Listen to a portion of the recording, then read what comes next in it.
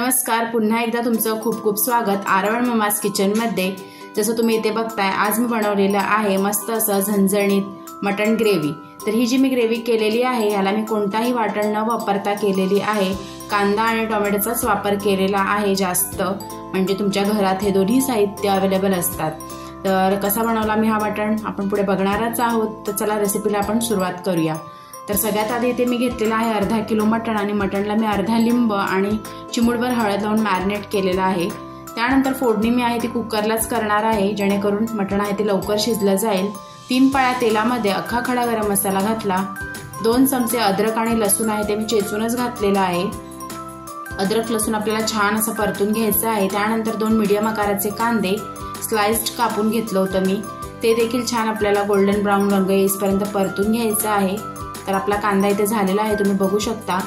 त्यावर मी घातला एक बारीक कापून टोमॅटो, चिमूटभर हळद, 1 चमचा आगरी मसाला, 1 चमचा काश्मीरी लाल पावडर आणि 1 चमचा गरम मसाला आणि वरून थोडासा मी घातलेला आहे कढीपत्ता।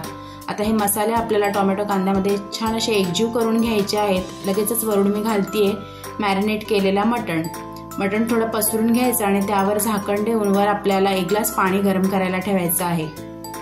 तर तुम्ही इथे बघू शकता 10 मिनिटांनंतर मटणाला स्वतःचं पाणी छान असं सुटलेलं आहे। आता आपण मटण आहे ते छान वरून खालून मिक्स करून घेऊयात।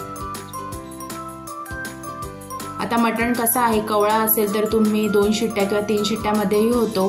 जास्त जुण वगैरे असेल तर 7-8 शिट्ट्या घेतलं तरी ते शिजत नाही। तर ते तुमच्यावर आहे किती शिट्ट्या घ्यायच्या आहेत ते, आणि तुम्हाला ग्रेव्ही कितपत हवे त्यानुसार तुम्ही पाण्याचा वापर करा। पण शक्यतो ह्यामध्ये थंड पाणी न घालता गरम पाणीच घालायचं आहे आपल्याला।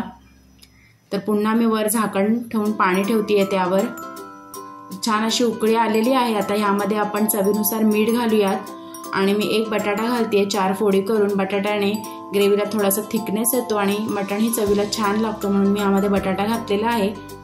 आणि आता आपण लागेल तेवढं ह्यामध्ये पाणी घातलेलं आहे आणि आता मी कुकरचं झाकण बंद करून 3 शिट्ट्यामध्ये हा मटण आहे तो शिजला जाणार आहे माझा, म्हणून मी 3 शिट्ट्या घेऊन हा मटण शिजून देणार आहे। तुम्ही बघू शकता 3 शिट्ट्यानंतर छानपैकी आपला मटण आहे तो तर्रीदार असा मस्त झालेला आहे आणि अशा प्रकारे शिजलाही आहे, तुम्ही ते बघू शकता।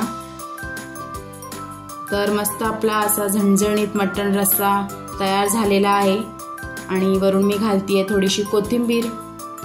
तर तुम्ही सुद्धा मस्त असा घरच्याच साहित्यात होणारा हा मटण नक्की बनवून बघा, तुम्हाला सुद्धा आवडेल। आणि माझा व्हिडिओ जरी की तुम्हाला थोडा जरी आवडला असेल तर लाईक करा, शेअर करा आणि सबस्क्राईब देखील करा। थँक्यू।